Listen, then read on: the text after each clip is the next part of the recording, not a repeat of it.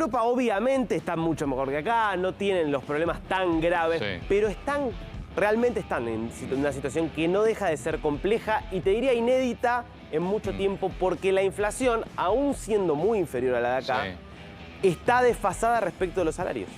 Entonces eso está generando una pérdida bastante importante del poder adquisitivo en una región donde no hay mucho acostumbramiento a ver pérdida de poder adquisitivo. Fíjate lo que son estos gráficos, este gráfico que nos muestra la caída del salario real en el 2022 frente a 2021. Está bueno porque se remonta a 1998 y lo que ves es que no pasó nunca, por lo menos desde el 98 a esta parte, algo parecido a lo que está pasando acá. Y acá vemos algunos países, una selección de países que son algunos de los que más afectados están. Fíjate que el promedio de la zona euro, los de 19 países que tienen el euro como moneda, 6,5% menos el poder de compra de los salarios ahora respecto del año pasado. Fíjate, Alemania 6,7, Austria 5,9, Países Bajos 7,5, Italia 7,5, España 8,1. Esto está detrás, por supuesto, de cosas como lo que se vimos en Francia la semana pasada. Esto se disparó por la guerra, ¿no? Y esencialmente Básicamente. ya con la pandemia había habido cierto recalentamiento de los precios que empezaron a disparar. Obviamente la guerra fue lo que termina completamente de disparar, que hace que suban mucho más los precios. Y además lo que está pasando es que esto, en lo que se ve en Europa, es esta inflación. Porque está habiendo esta suba de los precios en un contexto bastante recesivo, con lo cual para las empresas está siendo complicado aumentar los sueldos.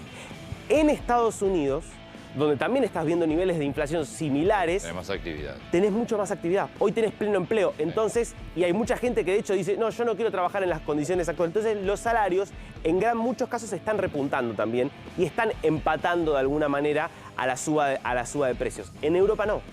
En Europa vos lo que tenés es, porque por lo pronto, el tema de energía genera una recesión enorme. O sea, que no tenés ese problema en Estados Que en Unidos. Estados Unidos no lo tenés. Las empresas tienen acceso a la energía, entonces pueden seguir produciendo, pueden seguir justamente aumentando el nivel de producción. En Europa no, lo que está pasando mucho en Alemania, por ejemplo, que están perdiendo mercados porque para exportar ya no son más competitivos como eran antes porque tienen la energía mucho más cara. Entonces empezás a ver tensiones que donde en muchos casos está aumentando el desempleo. Entonces, claro, si el desempleo aumenta, es muy difícil que suban los salarios. Porque vas a tener siempre sectores que van a estar dispuestos a trabajar aún a pérdida de poder adquisitivo. Bueno, es un escenario complicado que marca incluso muchas de las tensiones que se empiezan a ver. Por eso en muchos lugares, pasó en Reino Unido con los puertos, en las refinerías con Francia, que es un conflicto que sigue abierto, de protestas, huelgas, que se vuelven largas por temas salariales, o sea, para reclamar más salarios.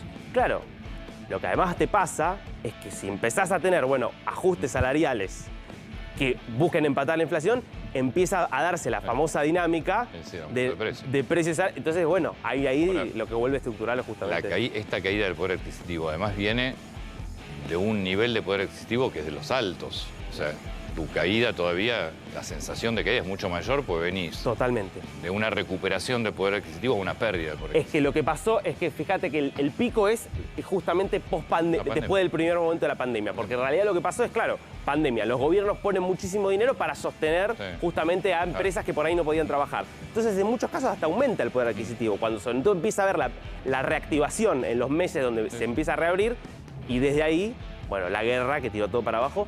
Y esto, insisto, sin que llegue todavía el invierno.